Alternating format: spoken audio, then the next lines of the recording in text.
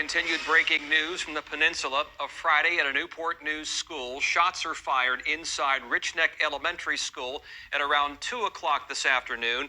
Chopper 10 flew over the scene on Tyner Drive. School officials tell us a teacher was shot. Even more disturbing, a 6-year-old boy is in custody for the shooting. And just moments ago, the police chief said the shooting was not accidental.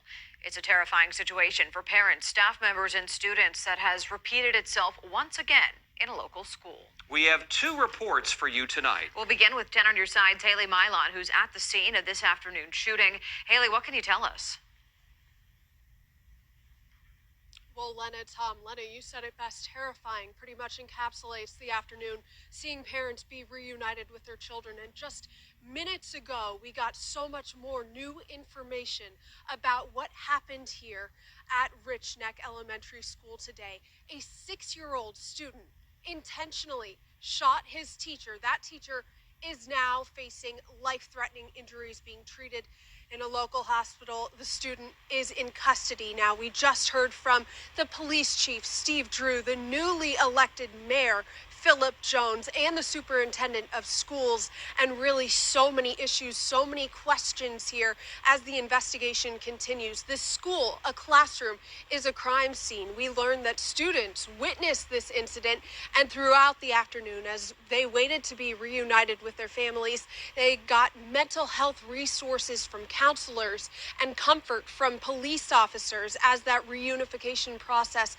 unraveled. Now, the superintendent said the concern among the community is vast. How a 6-year-old got a gun and brought it into the school is the big question. This was all the result of a conflict between a student and that teacher. Now, the police department is working with the student's family to get that student the resources they say he needs. Now, the superintendent touched on the public safety element to this. He said that these elementary schools have metal detector capabilities, but they're not always used. Metal detectors are deployed when there is a heightened concern for public safety, so not every day. Take a listen to what he said about the devastation of this event to the Newport News community. This is terrible. This is something that should never occur. And I think we're all in shock, and we all understand that we have a lot of work to do as a community to make sure things like this don't occur. That was Superintendent George Parker. He spoke at length, really, about what happened today. More questions than answers about this child and about the safety of the school. He did announce, though, that school here at Rich Neck will be closed on Monday. No word yet on division-wide decisions to heighten security amid vast concerns from parents. But Rich Neck will be closed on Monday. That teacher, at last check, remains in critical condition. For now, in Newport News, Haley Mylon, 10 on your side. And just grateful that no students were hurt in this. Thank you, Haley. We're going to switch now to 10 on your side's Michelle Wolf. She's live at Riverside Regional Medical Center with more on what we know about the victim's condition. Michelle?